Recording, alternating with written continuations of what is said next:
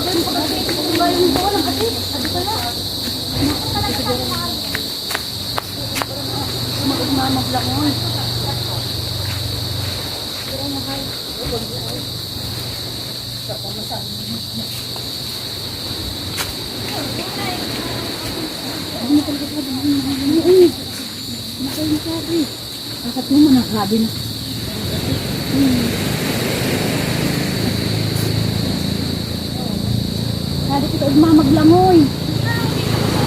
Ngayon pa sa atin, ngayon. Kuno na dapat dito. Bangka. Tapakan ka na.